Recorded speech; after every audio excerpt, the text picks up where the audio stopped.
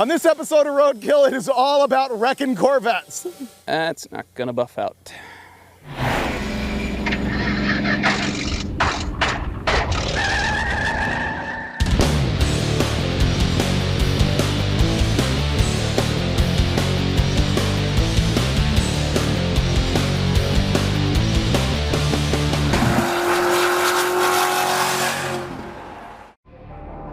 In February of 2014, a giant sinkhole opened up underneath the National Corvette Museum in Bowling Green, Kentucky.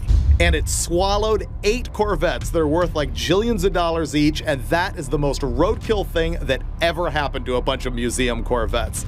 So we figured we needed to check it out. We flew into Florida and tried to pick up the junkiest Corvette that we could so that we could road trip it all the way to Kentucky and check out that sinkhole and have a look at the Corvette assembly line while we were there.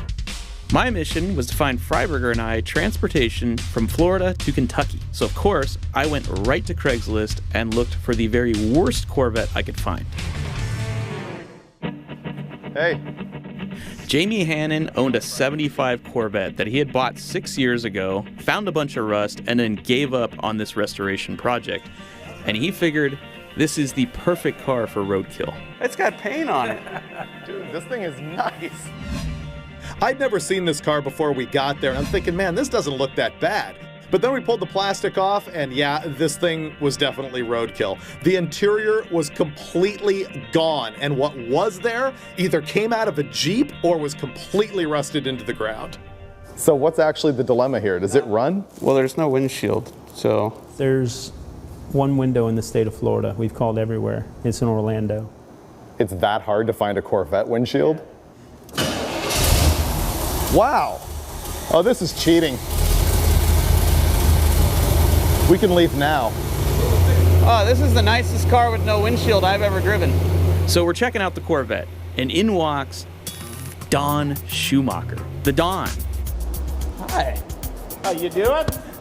Holy crap, that's Don Schumacher. If you don't know who Don Schumacher is, that means you're probably not an NHRA fan, because this guy's been around since the mid-60s, racing stuff like the Stardust funny cars, and today he is the single biggest owner in top fuel teams in the National Hot Rod Association. This guy Jamie is one of Schumacher's best friends. They go fishing together all the time. He mentions that he's going to the Las Vegas NHRA race the next weekend. I'm heading to Vegas on Thursday. And he invites us to just come by the pits and hang out, park our car in the pits and everything. We can make this thing go to Vegas. Screw the Corvette Museum. Let's go. We qualify Friday and Saturday, and eliminations are on Sunday. You're welcome into the racetrack. Just send me a text, and I'll arrange for tickets and hospitality and some good meals. We're either going to the Corvette Museum in Kentucky or maybe drag racing in Las Vegas, because Don Schumacher just showed up here.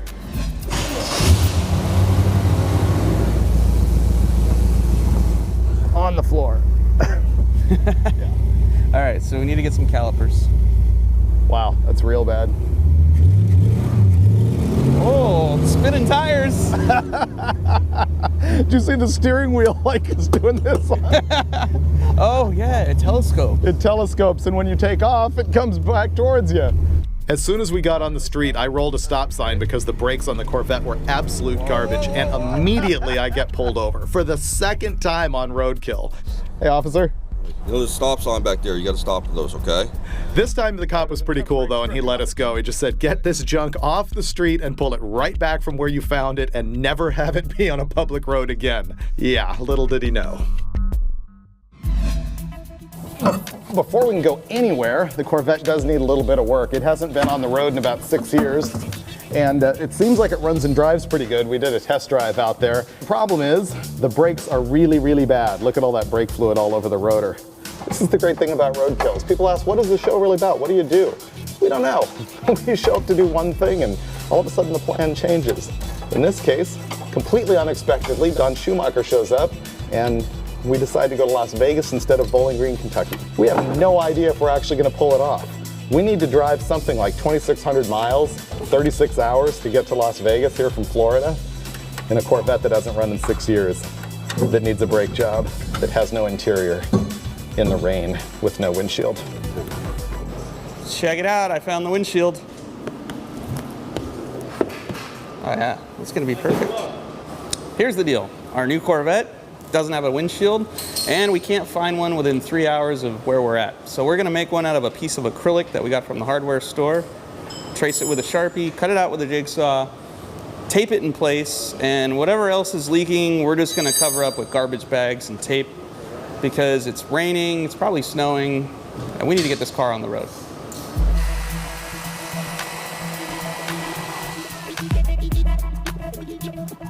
Custom.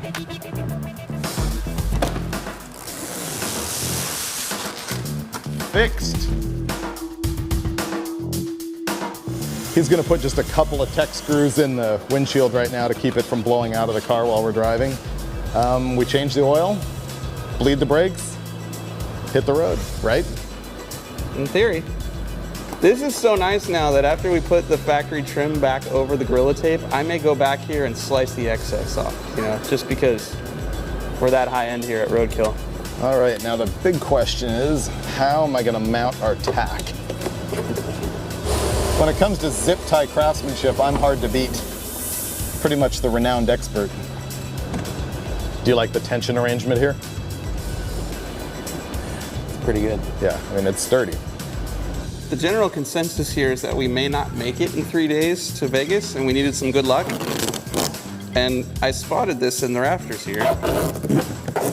And how can a bald eagle mounted to, what is that, a trophy? But how can this not be good luck? You could run for president in this car.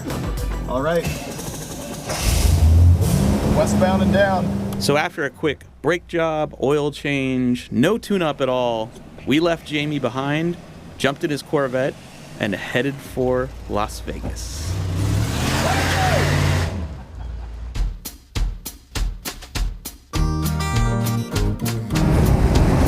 Vegas, baby, Vegas. I think we're gonna make it. Tack doesn't work, actually. Is that on the floor? Oh, yeah. That's floored. When we hit the road, we did the quick math and realized we were gonna have to drive 12 hours just on this day in order to get to Vegas on time. So we had no time to spare. And that's when the Turbo 400 completely gave up, ruining all hope of getting to Vegas in time.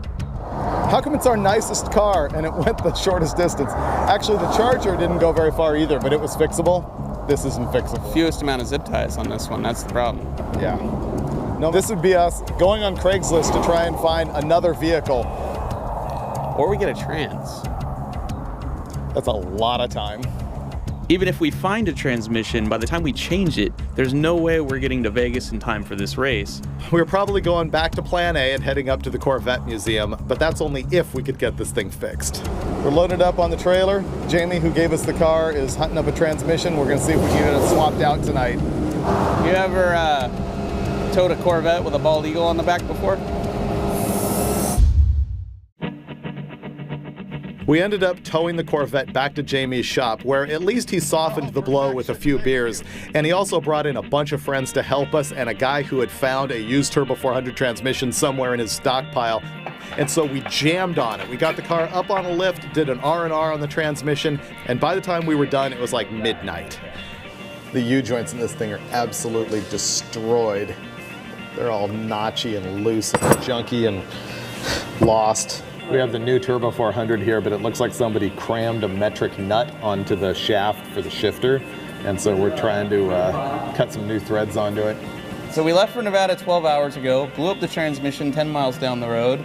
These nice folks found us a used one. We've got our old converter on here, but brand new U-joints. And we're about to get back on the road. For where, I have no idea. We had a running driving vet, but still no hope of making it to Las Vegas.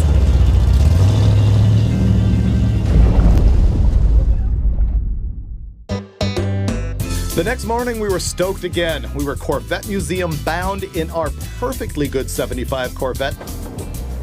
This car is really not that comfortable. No. So we stopped for some tourist trap action, and the thing about Florida is that virtually every gas station overloads you with gator stuff. So a while ago, we were at an auto parts store, and we see this third-gen Camaro. Amazing car. This flawless paint job, said Twix on the side. Something everyone should have, you know? The best part about that car was that it had a alligator print interior and a real alligator molded into the top of the dashboard. Homeboy's got an alligator on his dash. Look at it. David fell in love with it, and I think he's trying to bite that guy's rhyme because he just bought a gator head and zip tied it to our dashboard. I think we're setting trends here. I think that's what's happening. Yeah.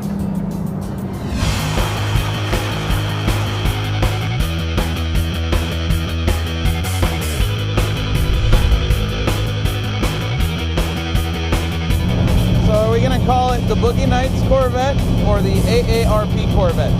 I was gonna try and find you a big gold chain.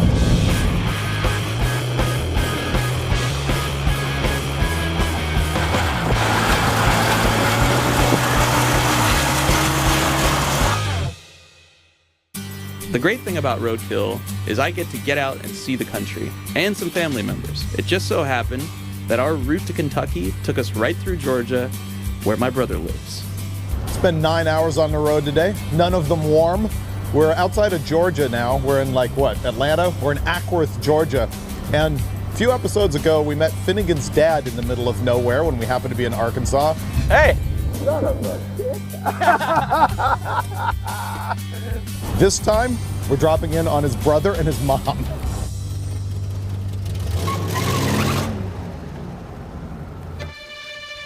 I pretty much won't have to get her a Christmas gift after this. I dressed especially homeless for this. You totally look homeless. So once again, we surprised my mom, who happened to be visiting my brother in Georgia that night.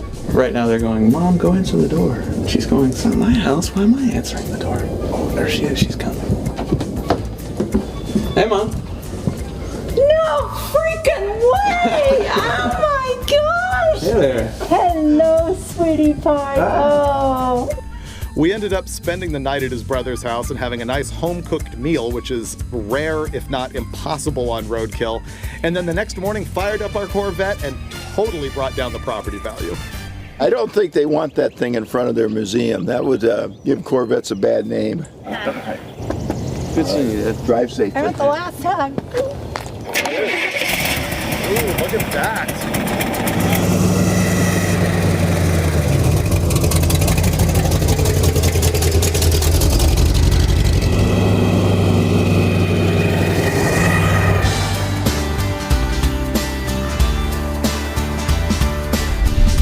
Now, I don't know if you realize the true historical significance of this Corvette. See, if you go back to Corvette history, you look at 1953, and that car had an inline six-cylinder engine making 150 horsepower. And 22 years later, they had eclipsed that. This Corvette, with its L48 350 engine, makes 165 horsepower. That's right, this is the lowest powered V8 Corvette ever made. And they're not even pissed off horsepower. They're not even mildly annoyed horsepower. But the good news is the interior is super comfy with these Jeep Wrangler seats and no dash to get in the way. Yeah, this is about as good as a Corvette gets, at least a Roadkill Corvette.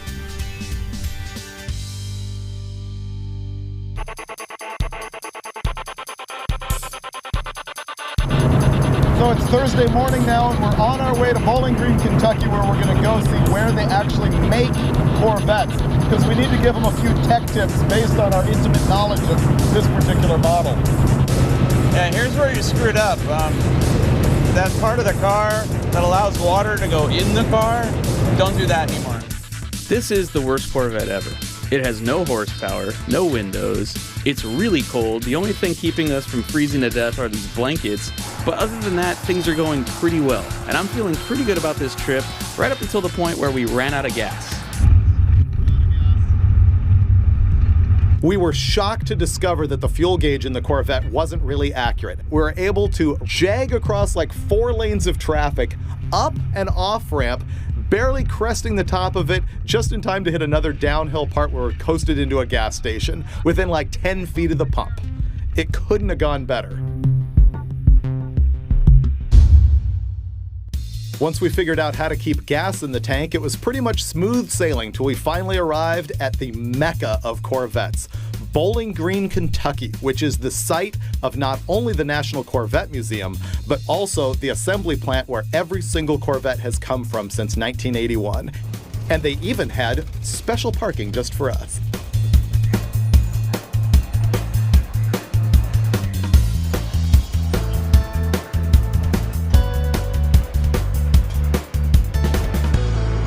We finally made it to Bowling Green, and we're deep inside the heart of the Corvette plant. This is where all the brand new Corvettes come from, right here. There's 7 miles of conveyor belts that go around inside this building. That's 1 million square feet. It's 14 acres. I was just at Disneyland like a week ago with my kid, and it looks a lot like this, except this is brighter and moving a lot slower, but somehow this is more fun than Mr. Toad's Wild Ride. This is where the frame is actually built from the ground up. Frame is actually aluminum now as opposed to steel. That makes it 99 pounds lighter and about 57% stiffer. This is where they all come together. The engines being installed up from the bottom, or actually the bodies being dropped onto the chassis from above. Yeah, that's cool. Oh, there, check it out. The headers are on it already? They obviously don't know how to do this right because there isn't ATF all over the floor. I don't see anybody looking for tools. I hate to say this, but it really makes us look like amateurs. It kind of does. So many people here are recognizing us, people who work on the assembly line. I think we're going to be responsible for ruining a couple new Corvettes because people are stopping working to wave at us. Dude, y'all the real deal. Oh, thanks.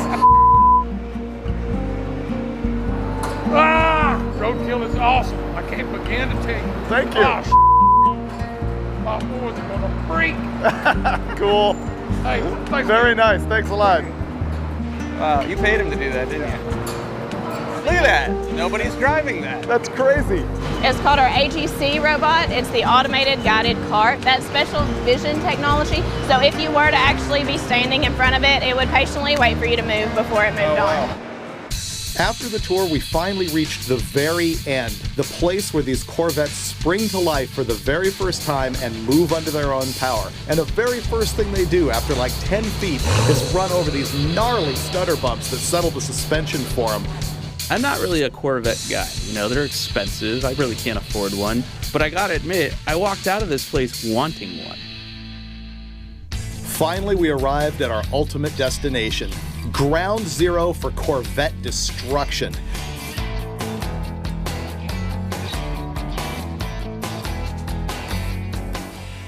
These are the ones they pulled out. So this thing fell into Middle Earth. It's really not that trashed. Looks like most of the stuff in my driveway. Oh, okay. Oh my God.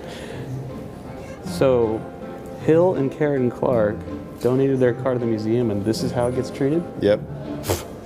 I'm not leaving my car parked here. That one I just put right back in the hole. How do we get to the hole, miss? You're heading that way. Keep on going. Just don't go in it. Oh, we're going deep. There's a glass wall. That's why we got these.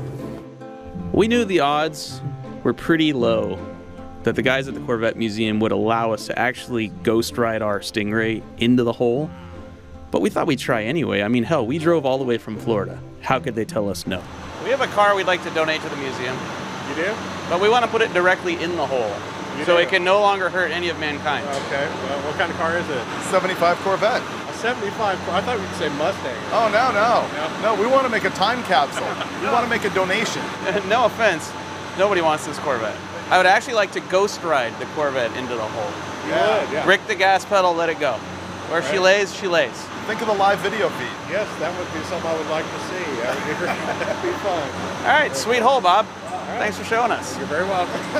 I don't think Bob's going to let me put my Stingray in his sinkhole. After a week-long immersion into the Corvette world and seeing the sinkhole that swallowed 8 vets, we get it now.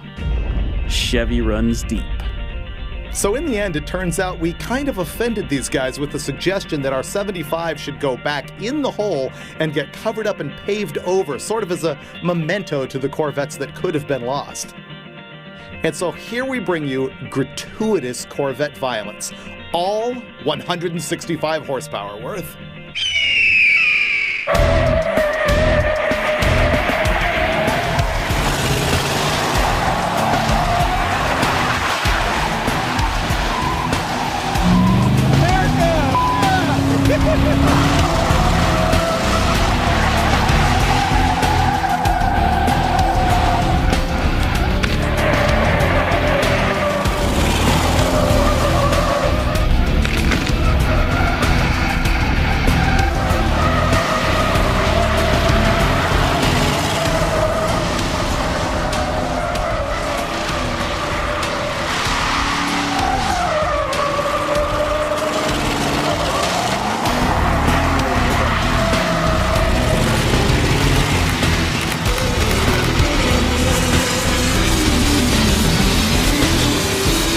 Yeah, the beauty of this is that we can't open the hood because the cable broke. Yeah. So we're fine. So I finally got the Corvette Stingray out of my system. I'd kind of wanted one for a long time, and now I'd had a road trip in one. If you think about it, this is a roadkill win. We took a car that had not run in 6 years, fixed it, overcame adversity, went to the Corvette assembly plant, saw the sinkhole, and unfortunately did not get to leave our Corvette behind. As usual, time was short and we had to jump on an airplane home. So we called up our buddies at Holly and said, hey man, you can have the keys to our Corvette. Why are we always bailing these guys out? Divas.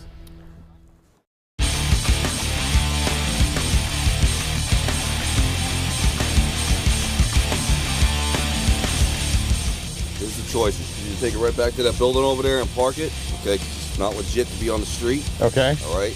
If I see it again, we're gonna have to tow it. That's my second choice. Good. Second choice. Okay, well, All right. I'm picking option number 1. All right. Thank you very much for the courtesy.